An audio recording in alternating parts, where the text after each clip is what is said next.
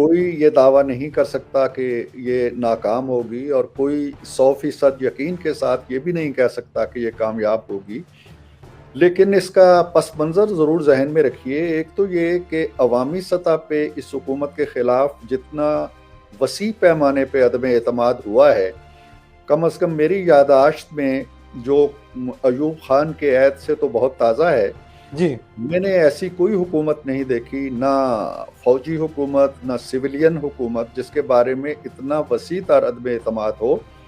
اگر آپ شہزادہ صاحب دیکھیں تو عام مزدور، محنت کش، کسان، صنعت کار، تاجر، سیاستدان، انسانی حقوق کی تنظیمیں، پریس، ہر آدمی، ہر شخص، ہر طبقہ زندگی جو ہے وہ بیزار بیٹھا ہے اور عدم اعتماد کا اظہار کر چکا ہے۔ جی غربت ہمارے ہاں 40% سے نیچے اب لڑک گئی ہے۔ 12 کروڑ سے زیادہ افراد ایسے ہیں جو غربت کی لکیر سے نیچے چلے گئے ہیں۔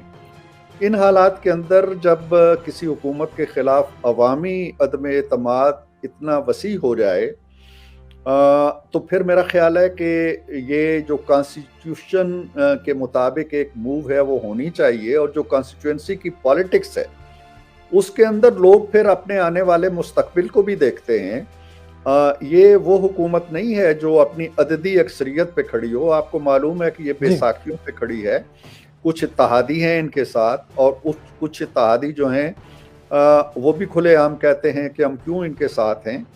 لیکن جو بھی ہے، جو بھی اسباب ہوں ان کے کھڑے ہونے کے، انہوں نے کل جانا ہے عوام کے اندر اور وہاں سے پھر ووٹ مانگنے۔ تو جو آج کے ان حالات میں اس ناکام اور نااہل اور ملک کو تباہی کے دہانے پہ لے جانے والی حکومت کے ساتھ کھڑا ہے، میں نہیں سمجھتا ہوں کہ کل وہ عوام کی عدالت میں جا کے کوئی صفائی پیش کر سکیں گے۔ اس لیے عدم اعتماد کے امکانات جتنے آج روشن ہیں اور قوی ہیں، اور اس کی کامیابی کے امکانات جتنے زیادہ ہیں، میرا خیال ہے اس سے پہلے کبھی نہیں تھے ماضی میں۔ YouTube پر گوگلی نیوز دیکھنے کے لیے youtube.com کی سرچ بار میں googly news T V type کریں۔ گوگلی نیوز کے پیج پر سرخ رنگ کے سبسکرپشن والے بٹن پر کلک کرنا نہ بھولیے۔ YouTube پیج پر اپلوڈ ہونے والی ویڈیوز سے باخبر رہنے کے لیے بیل آئیکن پر کلک کیجیے۔ آپ کو ہر نئی ویڈیو کے بارے میں نوٹیفیکیشن موصول ہو جائے گا۔